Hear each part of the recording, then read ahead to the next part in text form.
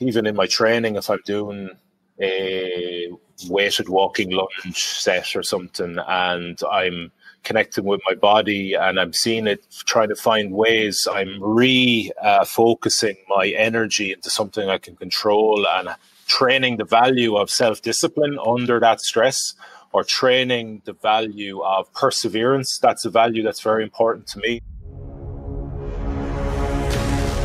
What does it take to do the impossible? What does it take to level up your game like never before? What does it take for individuals, organizations, for even institutions to achieve paradigm shifting? Nothing is ever the same again breakthroughs. Our mission is to decode the neurobiology of flow and cognitive peak performance. Access the minds of maverick scientists, groundbreaking innovators, and world-leading experts to understand what it takes to achieve ultimate human performance, so you can feel your best, perform your best, and accomplish your boldest goals. I'm your host, Rian Doris, and together with best-selling author Stephen Kotler, I present to you Flow Research Collective Radio.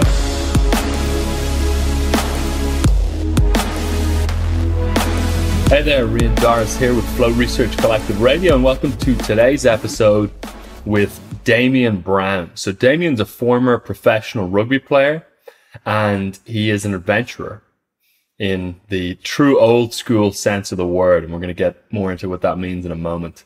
Now, Damian is also a fellow Irishman, so I was chuffed to get him on the podcast from that perspective. He is from the same part of Ireland as I am, in the west of Ireland, and you will notice that from his accent. Now, Damian really lives and breathes peak performance in many, many respects. So after his career as a professional rugby player, he turned to adventure and set out to achieve a number of wild expeditions, which we're going to be talking through in this episode. The main one that we focus on is him rowing across the Atlantic. Yes, that's right, him rowing across the Atlantic. He's done expeditions through Kilimanjaro. He's prepping for a summit of Mount Everest tonight. And he's also a business and performance coach as well. He takes the lessons he learns doing his expeditions and adventures into the boardroom as well. So we get into that and make sure that the knowledge transfers for you. Specifically in the episode today, we actually get into a conversation about another altered state of consciousness that is not quite flow, that is distinct, that we don't talk about as much. And that's the state that we engage in at the very peak moments of effort and exertion. Those moments where extreme grit and fortitude is required, when we are pushing into the very edge of our capabilities physically. And Damian really lives and breathes within that space, and he talks with amazing nuance and subtlety as to how to navigate that space of extreme endurance, and how to draw lessons from it and apply them more broadly in your life. So you're going to be in for a treat. You're going to love what we talk about today. We also get into loads of detail as to how he rowed across the Atlantic and what that was like. It took him 8 weeks, and so he tells us about the highs and lows of that, and some really epic storytelling in there as well. So you're going to love the episode. Now, before we dive in, I want to mention Stephen's new book, The Art of Impossible. It is a practical playbook for achieving big, bold goals. If you have ever hoped that Stephen's books like The Rise of Superman or Stealing Fire have a deeper how-to section, a deeper section that talks about how to apply all of this stuff, well, that is The Art of Impossible. He goes into grit, accelerated learning, flow, creativity, innovation, and he talks you through the cutting edge research required to elevate all of those key peak performance skills to achieve goals within your own life. So you're going to love the book. It's been pre-ordering like crazy already. We've had an amazing response. And if you want to pre-order a copy, go to theartofimpossible.com. That's theartofimpossible.com. And you will get also $1,000 worth of peak performance bonuses. You'll get all sorts of cool bonuses from Stephen for free when you pre-order. There's over $1,000 worth. You could see all of those by clicking the link in the show notes or going to theartofimpossible.com. I have no doubt you'll dig them. But for now, let's dive into the episode. You're going to enjoy this one. Damian, it's great to have you here. Welcome to Flow Research Collective Radio. Delighted to have a fellow Irishman, the first one. And you're Irish, I'm Irish, and we're actually from the same little kind of tip of Ireland as well on the west there. So it's a pleasure to have you here. Welcome to the show. Great. Thanks very much for having me. Pleasure to be here.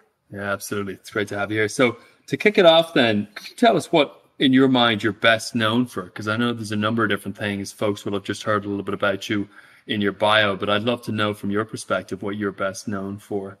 There's two things popping up into my mind when you say that. So I was a professional rugby player for 15 years. I played in the three major leagues in Europe. So there's a league between the Irish teams, the Scottish teams, the Welsh teams, and the Italian teams, called the Celtic League, or the Pro 14 it's called now. And then there's two other leagues that are major. There's the Premiership in England, and then there's the French Top 14. So I played between all those leagues for like the 15 seasons. So that's possibly and probably what I'm most well known for. But then in the last few years, I've done some endurance adventures, maybe extreme adventures. And one of them was to row across the Atlantic solo and unsupported. And that has, I suppose, brought a bit of a spotlight on me as well. So I'm not too sure which one it is. One of them was very quick, as in 9 weeks, and the other one was 15 years. So I'd probably say the 15-year rugby career is probably what I'm better known for. But the position I played in rugby it's a workhorse of a position. It's the most unglamorous position on the pitch. So it's not as if you're up there in lights every week. You know, you do the dirty work and then you go home. You don't really get hailed for it. That's for other positions that get the kind of glory and and recognition. For folks who are listening, what was the position? And then can you describe a little bit more of what the role of that position is on the field? So the position is called second row or lock, and it's in rugby. It's split between forwards and backs. And the forwards, a good analogy around that is the forwards are the piano movers, and then the backs are the piano players. So the forwards are normally the big, heavy, strong, slow, stubborn, ignorant, determined guys, and the backs are the kind of quick, fast, good-looking guys, you know, who score all the points. So I was right in the middle of the forwards. My position, second row, was like, it's just a workhorse of a position. Your job is to do as much work as you can.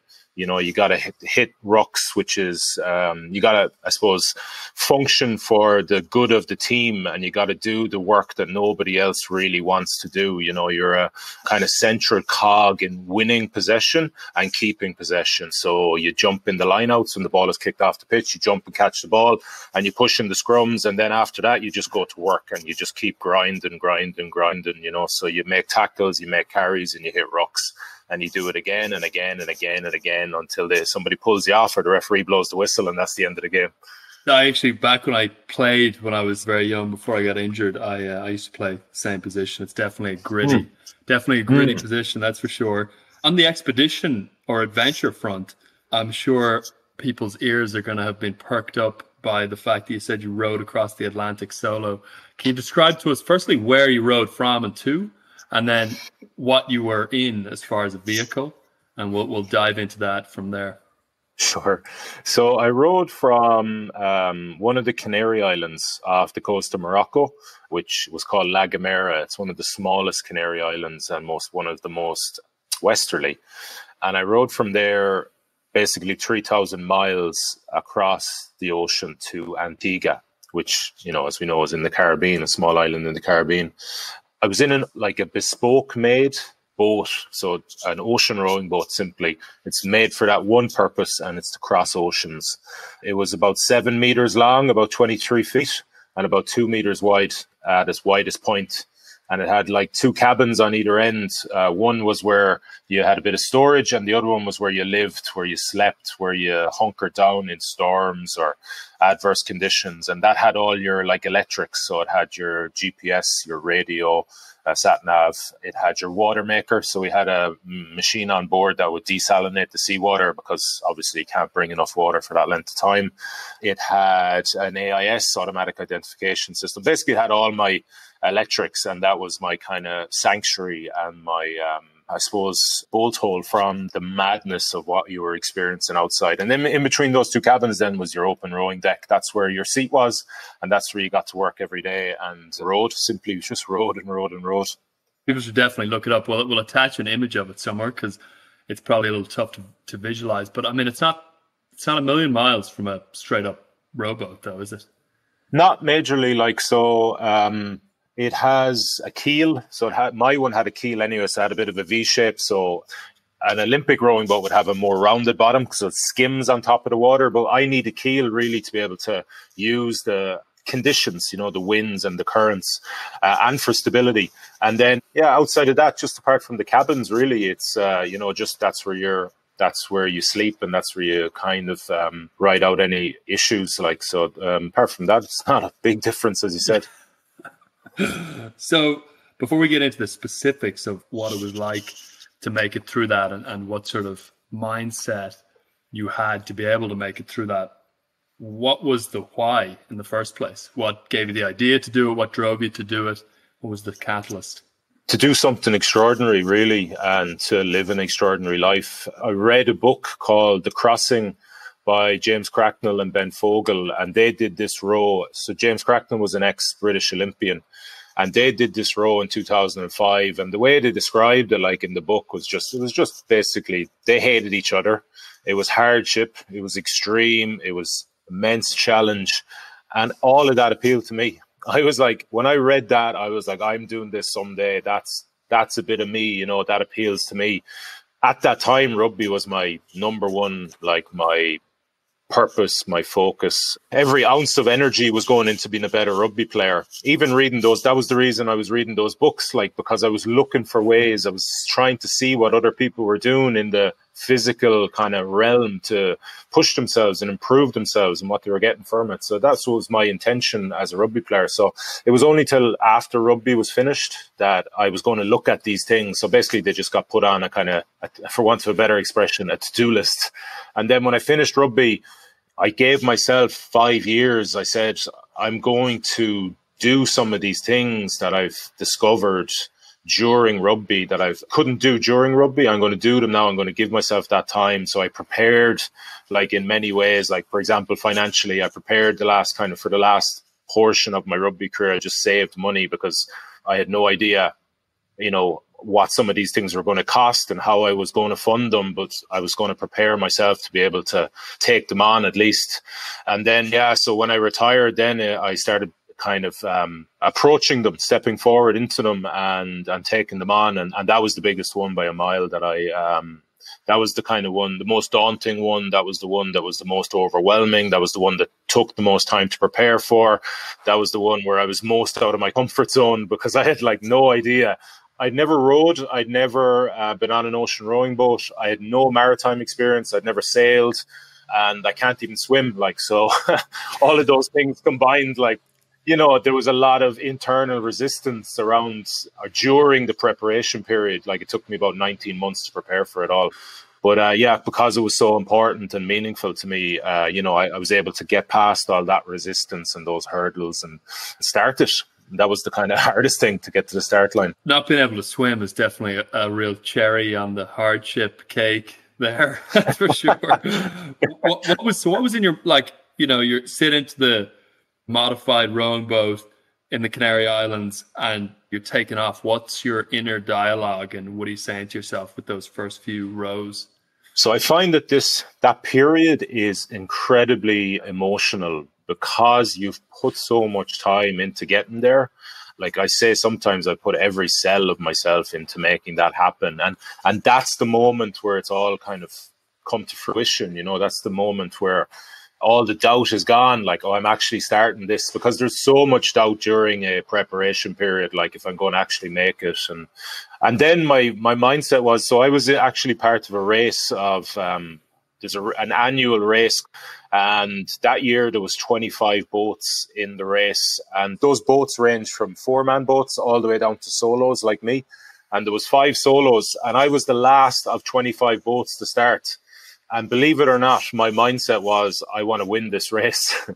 I had absolute belief that I could win the race because I put so much time into my preparation. I'd worked so hard and I dug so deep physically and mentally during that time that I actually believed it. And I suppose coming from the background of professional sports, I felt I had a big advantage there in terms of just maybe the mindset that's needed to do something like that. But I was delusional. I could not win that race, but I didn't know it at the time. But that was my mindset. So I tore out of the blocks with all that emotion that I talked about, and, you know, the anticipation of starting and, you know, saying goodbye to my family on the dock and pushing away. And I just burst out of the blocks, and like I went hard at it for 6 hours. And I actually passed 4 boats in that time. Some of them were pair boats. One of them was even a 3-man boat. So I thought I was flying, but then no, it all started to go wrong after that. And so you're out there for what? How many days was it again? 63 days it took. Do you have in top of mind some of the peak highs and lows amidst that 63 days? Since I started following you, I've seen some of them in video form on your Instagram, which I definitely recommend people checking out. Well, some of them are, it's difficult to tell whether it's a high or a low. So yeah. I'm curious as to, what some of those kind of peak experiences were within those 60 plus days. That's very true, because it might look like, in some of the cases that I'll get to in a second, they might look like they are lows, but I actually remember them as kind of major parts of my crossing. And now I remember them quite fondly. They're the things I probably talk about most because of what they give me, like through the challenge of them. So the first one I'm talking about was I had a double capsize. So that the boat I talked about, the boat I was on and I described to you guys, that is designed to self-right, because you're going to face storms and it has to be able to kind of self-right, of course, right? So it does that by having the weight on the bottom and the air pockets, which are the 2 cabins I described on top. So I had a double capsize in a big storm on day 14, and it was like the craziest day of my life. It was just... So the first capsize, I was fast asleep, 6-7 o'clock in the morning, and I was woken up when I was like, a wave hit the side of the cabin and catapulted me into the other side of my cabin inside. And I literally woke up when my face smashed off the side of the cabin, and then the boat was going like 360, 180 degrees, and I was kind of going with it in a kind of, you know, a washing machine, I suppose, circle. And then there's a lot of stuff in that cabin that I need every day, like chart plotters and books and piss bottles and all sorts of stuff. Like, it's all in kind of netting down the side of where I sleep. So that's kind of coming on top of me. The mattress I was sleeping is on top of me. Some water is getting in from the eyelet of the water maker. And you're trying to decipher, well, firstly, what is happening? What is this pain? Why am I kind of in this tumble dryer, if you want? And what's that liquid that's on my face? That's a lot to wake up to, as you can imagine. That was just bananas. So then the boat self-righted, obviously, and it kind of flattened out, and I had everything on top of me. And then I realized then, in a kind of almost, you know, a split second or a nanosecond, that kind of familiar feeling I was getting on my face, that was blood. You know, it was warm and like thick and kind of a bit sticky. So that was obviously blood. So that needs to be stopped. And then so I just got pressure on that. And thankfully the cuts weren't actually too deep. And they stopped bleeding pretty quickly. And then it was just about like sorting out the cabin and making sure everything was in place and back in its little net. And then I went outside onto the deck, and the whole deck was full of water. Like, I mean, I'd never seen it like that. It was a bit of panic initially, because I thought, well, can this boat sink? Like you couldn't see my seat. I couldn't see anything. My life raft was hanging half over the edge. My ground anchor was hanging like over on one of my oars, nearly half in the ocean. So I obviously realized I need to get the bilge pump on, which pumps off the water. So I got the bilge pump on, bucketed off a bit of water, put the life raft and the ground anchor back in its place. And then I'm just sitting there like in almost a bit of a state of shock, and you're hyper aware out there because you're in that survival state, you know. And anything outside of the unusual, like that you haven't heard, like, so if it's not the wind that you hear every day, if it's not the whirl of the water maker, if it's not the noise of the oars in the water and the waves lapping or splashing or roaring of the waves, you're on it like a shot. So I heard this noise that I'd never heard before, and my head like just straight on a swivel to what it was, and there was a whale. Well, it was a dorsal fin of a whale swimming towards the boat. And I was like, it was just absolutely incredible. And it was like a little adolescent. It wasn't much, about the size of the boat. And it circled the boat, like literally circled the boat 5 times. And on its second last rotation, it was on my right-hand side. And I was just in awe of it. Like I was like blown away. And it stuck its head up and looked at me with its left eye. It literally made eye contact with me. It was just absolutely the most incredible experience I've ever had. I felt like, it was trying to communicate to me. It was like almost like it was playful. It was like the boat was something it was curious about and it kind of wanted to play with.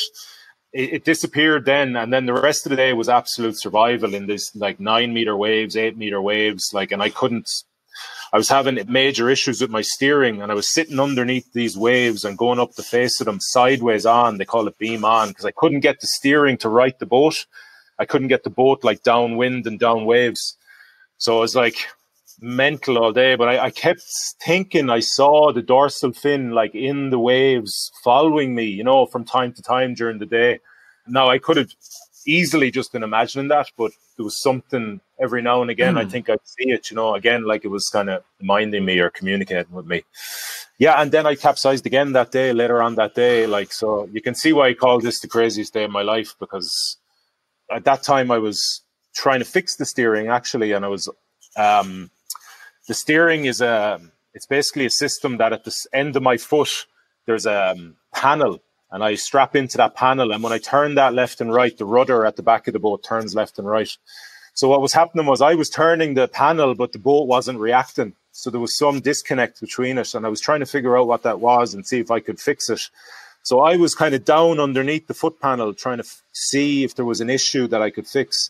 I was literally in a crouch, and I just came out of the crouch because my legs were burning. And as I came out of the couch, I just catch this flash again out of my right eye this time. And I'm on the side of a wave here in the boat.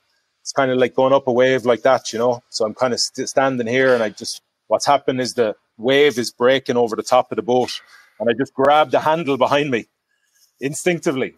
No idea how or why. I just grabbed it. Well, why I kind of do, obviously, but how I had no idea how I knew or did it that in such a split second. And I went into the water, hanging onto the boat with one hand. And it was just like time slowed down then underwater, and I was just able to like concentrate on one thing. I just kept saying to myself, squeeze your grip, squeeze your grip, squeeze your grip, because, that's what I can control in that moment. And that's what I had practiced, and that's what I'd visualized happening during a capsize. So, and I came round like 7, 8, 9 seconds underwater, came round, the boat self-righted, flipped itself and flipped me back up onto the deck, still clutching onto that handle. It just incredible. So long answer to your question, but that's the day that stands out by a mile. And I mean, it's all, in a way, it's all highs, but you could say it's lows and highs.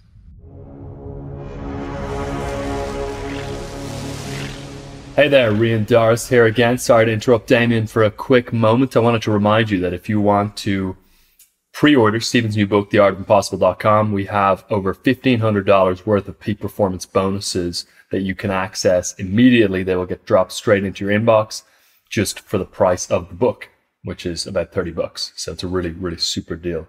And it's theartofimpossible.com to claim the bonuses. The bonuses include all sorts of cool things like secret chapters from Stephen's past books that he never ended up releasing. They include an impossible goal setting masterclass, how to set goals the right way. They include a course on mitigating distraction and maximizing attention to accelerate into flow, and much more. So you're going to love the bonuses. Go to theartofimpossible.com or click the link in the show notes, and you can check out and get them dropped straight into your inbox. Alrighty, back to the episode.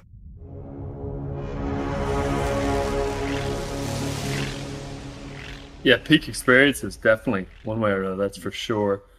to go from a high like that, what are some of the more average days there? You know, are you rowing literally all day long? Have you got audiobooks that are kind of keeping you going? Like, what's an average kind of day in the boat in contrast to obviously a day like that, which is just, you know, mind-blowing, difficult to even imagine?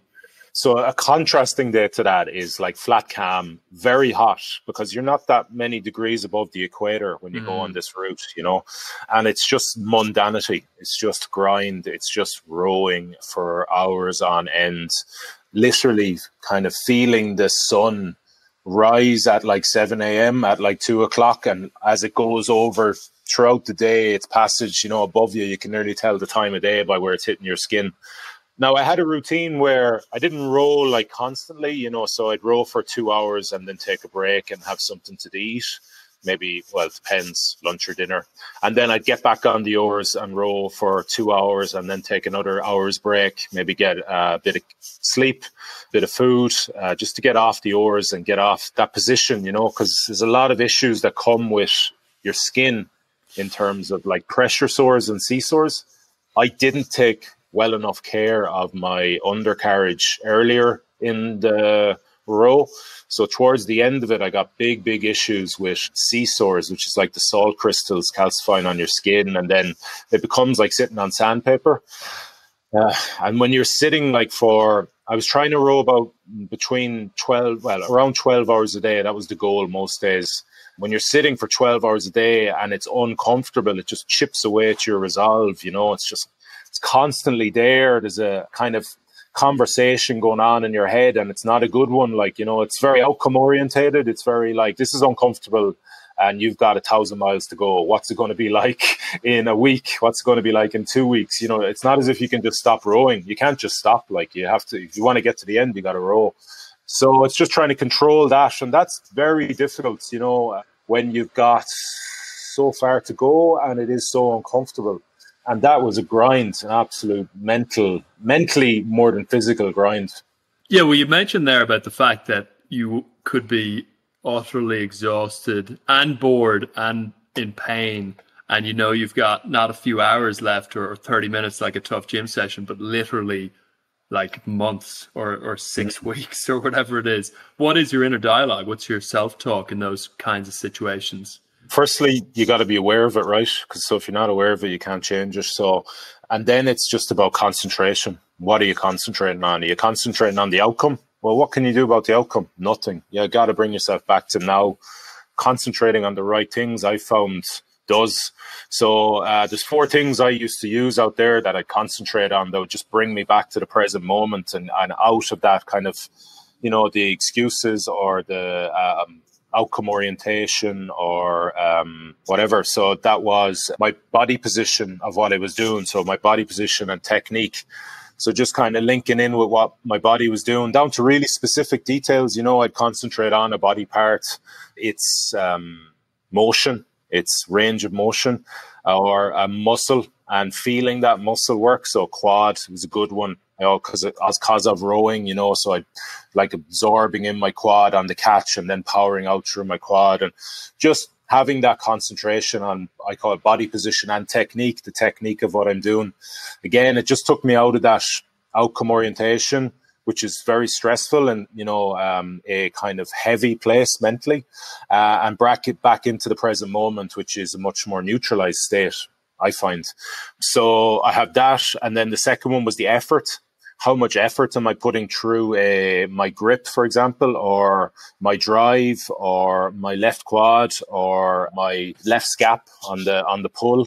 You know, again, and literally feeling that effort, you know, and feeling myself put in a little bit more effort, just a tiny bit more effort, brought me back to that present moment. Lovely kind of mind-muscle connection, nice neutralized state, and something I could control. And the third one is breath. That's always within my control. So what's that doing? Can I calm my breathing a little bit? Is it mouth-mouth? Is it mouth? Can I bring it to mouth-nasal or nasal-nasal? And just can I get a little bit more out of my breath? Again, just brings me back to the present moment. And the last thing then is my self-talk. What am I saying to myself here? Like, am I being nice to myself? Am I feeding myself with kind of positive self-talk, you know? Or am I getting down on myself? Am I beating myself up? And if I am, can I change that? And how can I change that? Well, I had a nice process around that, about like saying something quite, well, very brutal to myself, cutting that negative chatter, and then reaffirming it with some positive affirmations that I would have used in my training. Loads of threads there I want to dig into. Let's start with breath. One of the interesting things I've seen when you record your training and your preparation for expeditions on Instagram is that you are big on nasal breathing at periods of very high intensity. Can you talk to us about the rationale behind that and sort of what you are aiming for in terms of optimal breathing technique and maybe what effect it has on the nervous system? Yeah, well, it's particularly, for me, it's a particular focus so the way I like to prepare for my expeditions is I like to stress my body and in particular my mind, because I know my mind is going to be stressed, going to have resets and redirects available. So how do I get good at them? I need to practice them, right? So I got to push into these areas, these edges of my capacities in training, or I got to peak up to them. I got to get to them and then maybe come back a little bit. So a big focus of mine around breath in those positions. So say I'm coming off an interval on an erg, it's that 30 seconds just as I finish where breath is, and concentration on breath is absolutely paramount, because that's when I'm at my weakest. That's when my mind wants out, or that's when I'm at my most vulnerable. So my mind will find a way out, or will look for ways out, will look for ways to make me stop this stress. So by redirecting my concentration to my breath, that brings me back to the present moment, makes me control that moment of weakness, which is the first 30 seconds, which is at its strongest, that first 30 seconds after a very intense interval. Because I got more to do here, I got more coming, and that's all my mind is thinking about. Gee, that was so hard, to get through that interval, and you've got 6 more of these. Are you serious? It just wants out. It's looking for ways. It just wants the stress to stop. So how do I do that? I find breath is the most powerful one in I call it my recovery period, and especially in that first 30 seconds. So I prepare that as well before the session. So I pre-prepare my awareness for that. So I know it's coming. So I'm able to redirect my mind to the concentration quicker, because if I don't, I leave it to chance a little bit, and that's when I can break. I can break in those edges because it's so fucking stressful and so hard. So I love breath. And then what I think about then is I'll have some cues and questionings around that. For example, a cue would be calm the breathing, calm the mind.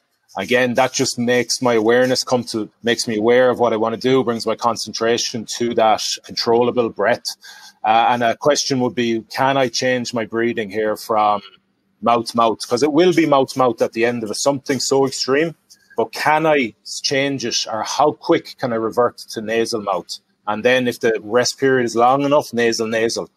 Again, it's just about finding ways through these very, very stressful states, which I'm going to get on mountains, or I'm going to get on the ocean. I love that. That's great. So intercepting the stress response by resisting the urge to gasp and mouth breathe, and then ideally nasal breathing instead.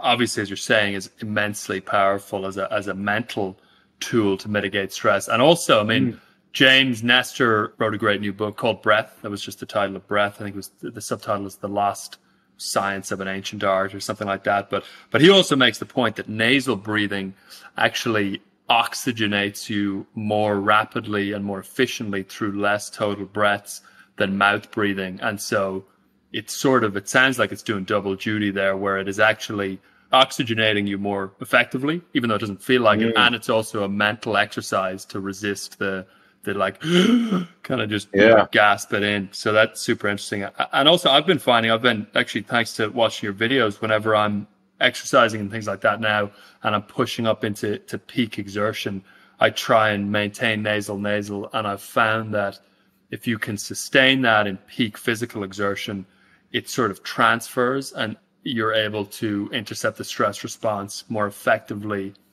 outside of, physical exertion and in other moments of stress that may crop up, so. Yeah, absolutely. Yeah. It's that wiring, isn't it? So you're practicing that behavior. So you're rewiring yourself. So then when it comes to daily life stuff, and you're aware, hang on, I'm mouth-to-mouth breathing here, so I'm in that stress state. It could be a very minor, could be anxiousness or something, but it's very minor stress. And then all of a sudden you just bring your concentration to nasal, and your state just changes, you know? Totally. Yeah. Dr. Andrew Huberman, who's an advisor on our board, he's a fan of yours as well, actually, by the way. Yeah, amazing guy. He's amazing, absolutely. But one of the other ways that he recommends people intercept the stress response is with ice cold water. If you can consciously resist the shiver response, it's a sort of a similar thing there where you're sort of intercepting the automatic stress response. Obviously, gasping is the first example and shivering is the second example. And if you can intercept that, it just, as we're saying, it improves your ability to regulate your nervous system consciously and by choice. But the next question, to bring us back to the row, next question I wanted to ask you was actually about time and perception of time, because, I mean, again, as we talked about, it's, you know, you're out there for, I think, over 8 weeks. And if you're rowing 12 hours a day, as you said, it's monotonous. What is your sense of time? Are you getting into sort of states of flow where hours are going by in what feels like minutes, or is it the opposite of that, or what was the sense of time while out there? Rarely enough, I must say. At times I wished I could, but it was because of the constant discomfort.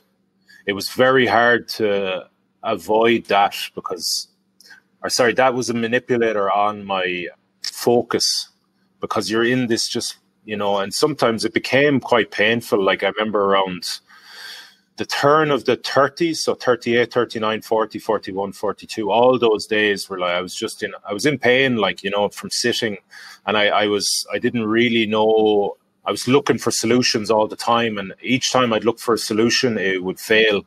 You know, you can imagine during those days, they're long. It's just a constant battle, a constant fight to redirect your mind away from the discomfort and the pain and try to a state where, you know, like you said, before you know it, your 2-hour block is finished. But those 2-hour blocks just became such grinds. Like, I mean, particularly, and I understand this is psychological, but particularly the last half an hour, you know, it's just everything, every cell in my body was screaming at me, just, that's enough, you know. We can call it a day. Who's going to know? Who's going to look? Who sees you? Like, who's going to know you've only rode 90 minutes in this block? And, you know, even though 2 hours, but I know, right? I know, I see. So that last half an hour is just a constant battle of redirecting my mind to some of the stuff I talked about earlier, redirecting my concentration away from the discomfort, be it low level, what it was for a while, but then it got really bad. Like, I had these huge pressure sores, like on my arse. And sitting on them was just, it became agony after a while, you know. So it's hard to avoid that. It's really hard to avoid that pain. And it keeps kind of breaking, you know, it breaks any flow that you might get into, any concentrated state. And then you just got to go through the process again of kind of resetting and redirecting. Yeah, I mean, as if the physical exertion isn't enough, having the sores on top of that. And I can totally imagine how that massively breaks a state of flow or you know, or some kind of a rhythm that you get into. That is rough. What was the state you were in? It sounded like the kind of state you're aiming at is not necessarily even flow, but more like a state of extreme mindfulness of everything and process orientation rather than outcome orientation. Is that where you were trying to direct things? Yeah, that's well said. I think I just tried to come back to the process all the time because that's what I could control, right? Instead of thinking about what I found myself doing during the row was thinking about when I'm going to finish. Like, am I going to finish in 58 days or 59 days? And constantly thinking about numbers. And that had a low-level negative effect, you know, on me because I was concentrating on something outside my control. So then it was just trying to bring it back to process. So what's the process here? You can control the concentration on the process. That's what's going to dictate. You know, the effort and energy you put into the process is going to dictate when you finish, not thinking about it, you know, not looking at the outcome. So it's just breaking that down then to the finest details, you know, position and technique and effort through the oars and trying to get better and trying to be more efficient with what I rode and be more efficient with my steering and trying to figure all that out. Because I actually lost my steering on day 17 and I was already doing it. So you have different options when you go to Rowan Ocean. You can have an autopilot, but I believe in hard. I believe in challenge, and the harder something is, the better it is for you. So I wanted this to be as hard as possible. So I decided to do it as rawly as possible with foot steering alone, which is kind of the traditional way to do it. And then I lost that. That broke, complete steering failure on day 17. So now I had to row with the oars. So there was a lot to learn there. You know, I'm trying to steer the boat with the actual oars. So one oar blade is always acting as a kind of fore rudder. So that's a skill, right? And you have to pick that over time. And I'm just concentrating on that and trying to get better at that every day. So I am that little bit more efficient. So that means I finish a bit earlier, a bit quicker. I get across this ocean a bit quicker and back, and hopefully reap the benefits of actually, you know, achieving something extraordinary like that and going through something very, very, very difficult. Mm. And the other thing you mentioned, which I was intrigued by, was visualization, and that the visualization you did as part of your prep helped with that kind of automatic response during the capsize. So what was the visualization that you did, and what are, you know, what's your use of visualization as a tool in general? When I go into these kind of endeavors, like, the first question I ask myself is, what can stop me achieving what I want to achieve? You know, so try and figure out where my weaknesses are in, or the challenges are in the journey before it even starts, and then kind of mitigating them as I go along. So the clear one for me was, well, you can't swim. So what's going to stop you achieving what you want to achieve if you get separated from that boat, right? So that's number one priority. Don't get separated from the boat. So how do you do that? Well, I wore a climbing harness every day. And from the climbing harness, I clipped in a line to a thing called the jackstay, which is just another line on the boat that you could literally hang a car off. You know, it's so strong. So that's my one point of contact. No matter what happens, if a rogue wave hits the boat, or, you know, out of nowhere and I get capsized, I've always got one point of contact. But I'm a big believer in, like, controlling what you can control. So, you know, it mightn't happen. It probably will not happen. But what if that breaks? What if something in that harness goes, or you've been sloppy? So I prepared a visualization around what are the possibilities of getting capsized, and when's that going to happen? What's going to happen in a storm and the boat's going to be turned over? What does that look like? So I just visualized that whole process of what I thought it would look like. And what I saw was me rowing, kind of going up a wave, and then the wave coming over. This is what I visualized, the wave coming over the boat, and I just dropped the oars, and then I reach out for the two jackstays. So there were two lines that I mentioned, one of them going down either side of, parallel to me. So I'd reach out, I'd grab those just before the kind of boat capsized. And my visualization was, as long as I have 1 point of contact, as long as my grip doesn't break, I've always got 1 point of contact with the boat, and I will not lose contact with the boat, right? So, okay, it didn't happen exactly like that as I described, but at the same time, I used to visualize and actually put force through my grip when I used to do this visualize, just saying to myself, squeeze your grip, squeeze your grip, squeeze your grip, and seeing that actual happen, like seeing the wave coming over the top of the boat and feeling myself while seeing myself squeeze my grip, squeeze my grip.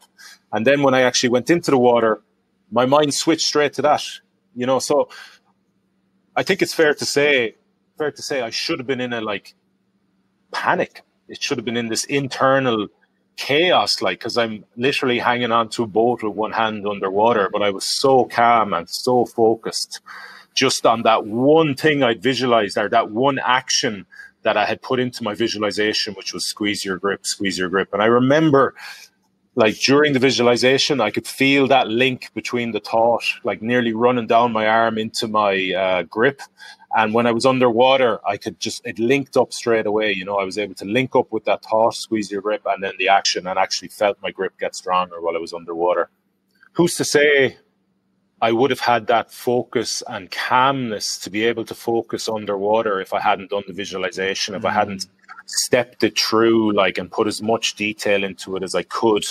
Another thing I also did, it's not really part of the visualization, but a thing I did to prepare for that as well, like being a non-swimmer, was, for me, when I'm out of my depth, there's a little bit of panic because I can't swim, right? So I get into the water all the time. I love getting into the cold water, but I get in with my feet on the sand and my head out of the water, right?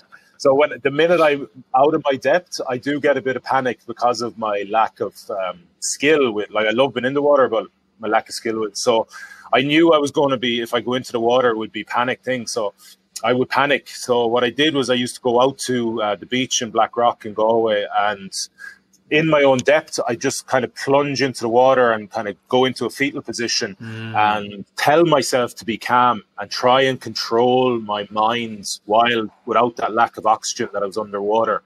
And I just do it again and again, you know, irregularly, but 2 or 3 times a week, because I'd always go to the water anyway. I just practice it, just telling myself to be calm and trying to increase the amount of time I could spend underwater in that kind of calm state before, obviously, my breath was telling me you need to get some oxygen into, you know. That's a great example of one of the grit skills Stephen talks about. So Stephen's got a new book coming out called The Art of Impossible, and it focuses on a number of different elements of peak performance. One of the huge ones is grit, which obviously I think relates very, very heavily to yourself. But one of the ways of training grit that he talks about is having the grit to train your weaknesses. And the example he always uses is that to prepare for a speech, he'll do it with no notes and no slides, with a weight vest on his back, and he's got like 20 dogs. He runs a dog sanctuary, and with his 20 dogs while running up a hill on 2 hours sleep. And he knows that if he's able to deliver the speech in that setting, he's got it down pat no matter what, if he's in front of 1,000 CEOs or whatever and his slides go off. So it's kind of a similar-ish type of training for a tricky situation like that. So on the note of grit, I'd love to ask you about hardship and grit. Hardship is the word you mentioned there, or doing hard things. What is it about hardship or tackling things that require a very high level of grit that you find so valuable and that you think is, you know, valuable for human beings in general? You've hit the word on the head there that I was going to say. It's because you're training value.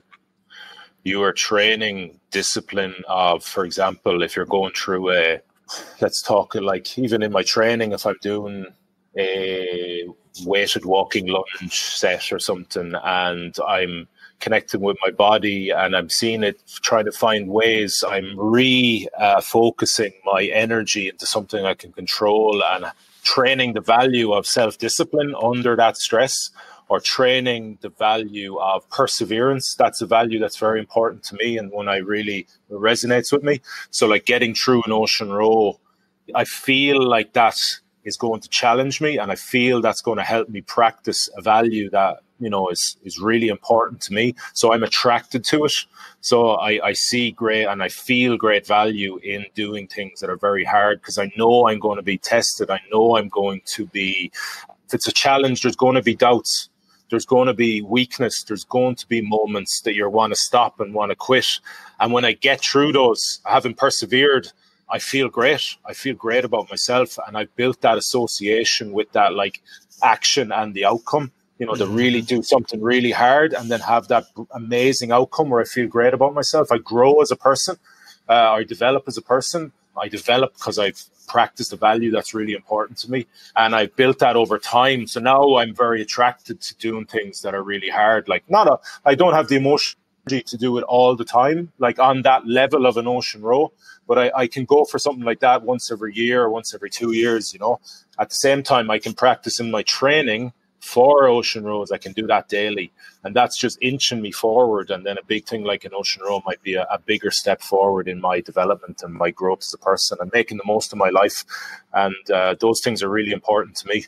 What are the biggest things that you found transfer from those kind of states of challenge and hardship into the rest of your life outside of, you know, an acute state of challenge?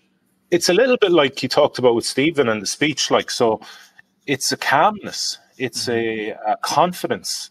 Everything is easier. Everything is slower. Like you don't, once upon a time, I might have stressed over, I don't know, I can't think of something right now, but, you know, having gone through things like this, I don't stress about it anymore because I've pushed into those areas, right? So the accumulation of like building self-belief in yourself, having gone into those things, building self-confidence, having seen yourself react positively under that stress that only you know. Like, first of all, you've probably self-impose it on yourself. Like, so I was lucky enough to have rugby. It helped so much. It gave me so much in terms of my kind of the way I live my life. That was not self-imposed. A lot of what rugby gave me was imposed on me, but I, you know, because it was so important, I pushed through it. But now what I do, I self-impose it. And that's even more powerful. Like, that is just, once you get through those states of, like I talked about, negativity and doubt and quit and challenge and weakness, only you know what that felt like. And that feels, to me anyway, that feels really, really, really good.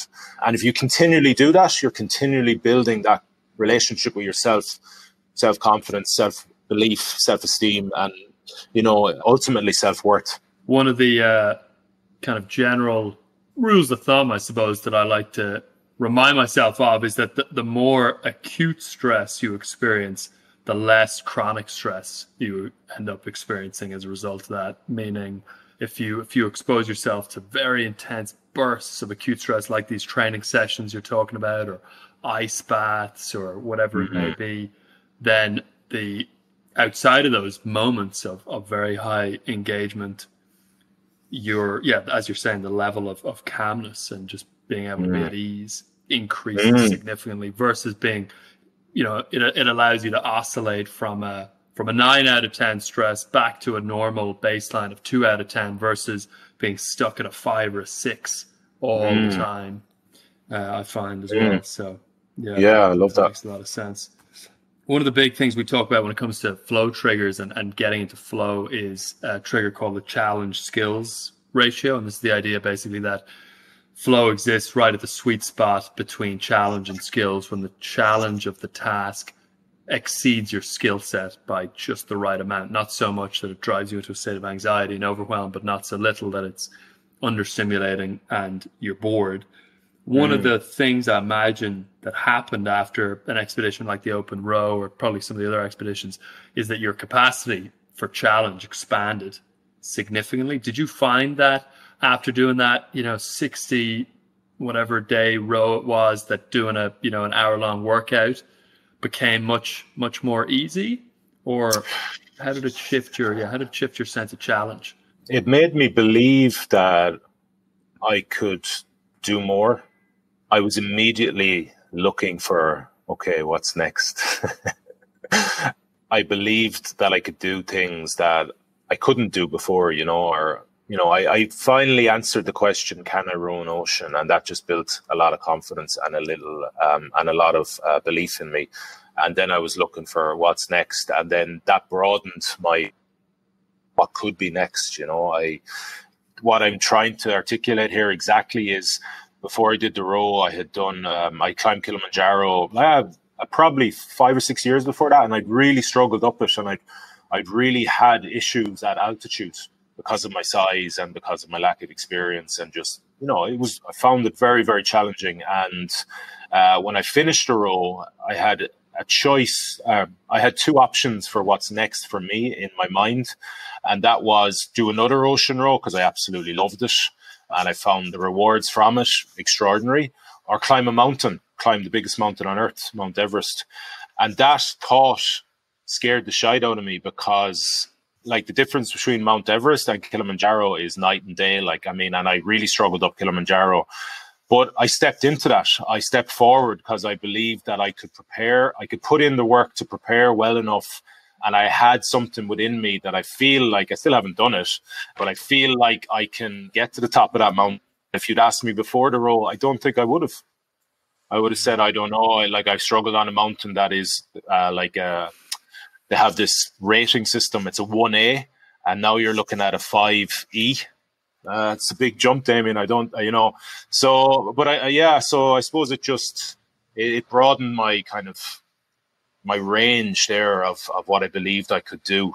At the same time, in terms of workouts and all that, our training sessions, they can still be extraordinarily hard. If you're willing to, if you have the skill to be able to push into areas physically, and you have the purpose or the emotional energy to do that, they will always, that's a great thing about certain types of training sessions, that they will always be accessible no matter how good you are at challenging yourself at an endurance level. we can always push ourselves really into those like really intense conditioning sessions, which are a kind of different requirement physically and mentally, so they never get easier. You just get better at pushing yourself, and you just get, and it almost becomes scarier. Like I compete on the indoor rowers, which is, there's a couple of races I compete in, 500 meters and 2000 meters, on the stationary ergs. And the 2K test is the hardest thing mentally in the world by far. And the more times I face into it, every time I face into it, it scares me more and more and more, even though I'm getting better and better and better at it. I'm getting quicker anyway, at least, because I know I'm going to push into a place that is mentally extraordinarily difficult to spend 4 minutes in. So the first 2 minutes, you're not there yet, but then you've got 4 minutes to grind through chaos internally. Absolutely. And then you get off that and, you strive to get better, and then you go to repeat it and you go, holy shit, I got to go back into that place again. So you become more scared because it's a very daunting place, because you're going to see weaknesses in yourself. You're going to expose corners of doubt and weakness and quit. And that's not a nice place to live, but the rewards once you push through it are extraordinary. Oh, that makes total sense. And I can definitely see how those conditioning sessions don't necessarily get any easier. Yeah. Yeah, they seem rough going. So what's next? What's next, expedition and adventure wise? So I have two big ones on the horizon over the next 2 years. So I got Mount Everest coming up in April next year, 2021.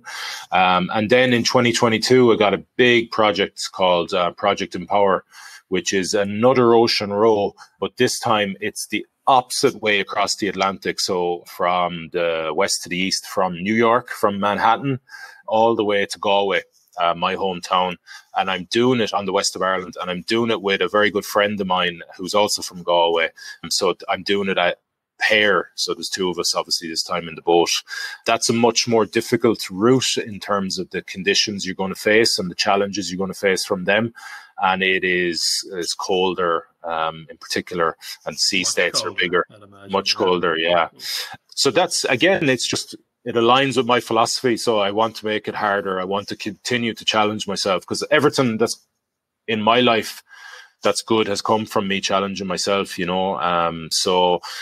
So I was looking for another ocean row, and I just see this one as a big legacy piece for me. Like, we're going to, all going well, we're going to row into our hometown after the battle of a lifetime.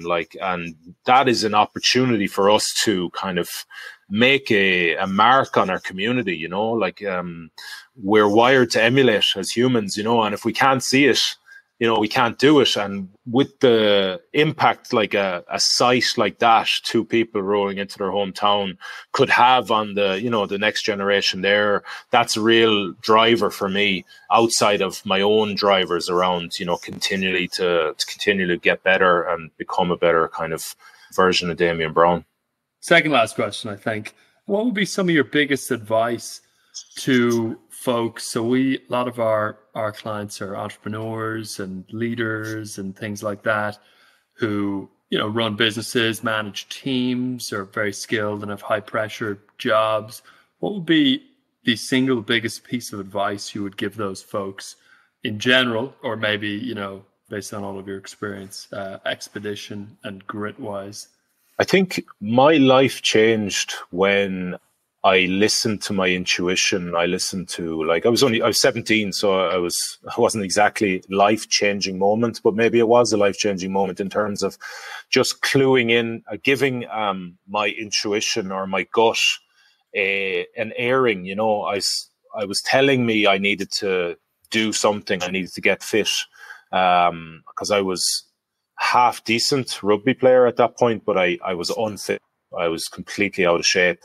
And when I listened to it, I started a chain of action and behavior that has continued to this day. And I've just constantly kind of it was almost like it was proven right. And then I anchored onto that. Then I did it again. and I anchored onto that. I listened to my gut or my intuition or my internal compass, and every time I did it, I was proven right. And then over the years, when I found myself down avenues where I was lost, I realized I wasn't listening to my gut. I wasn't listening to what I knew was right. I wasn't connecting with what I knew was the right thing for me. And then I had a long way to come out of that and start again. So I hope that makes sense. But that's something that has led me very well. And when I've done it, I've reinforced it. It's been reinforced that it's the right thing to do. And when I haven't done it, it's been clear to me that, I was doing something that didn't align with, me, Damian Browne, my values. And it was a hard road out of that. So, yeah, I continue to listen to that kind of intuition now.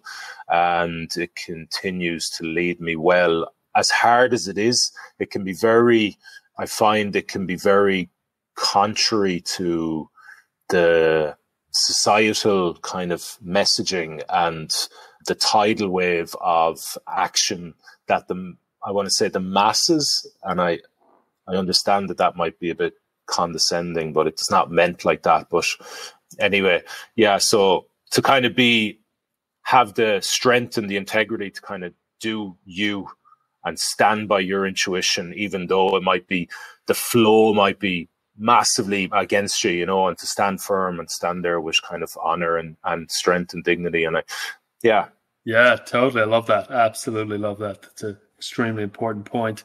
Where can people find you and maybe support Project Empower as well then, Damien? DamianBrowne.com, or as you mentioned, probably the social media wise, the one I'm most active on is Instagram, which is at AULD _stock, and Project Empower is projectempower.ie. So I've got some really, really exciting things on the horizon. So I hope people want to kind of follow along. Definitely encourage everyone to do so. It's a blast. All right, boss. Thanks a ton. Cheers. Yeah, thank you very much. Appreciate it.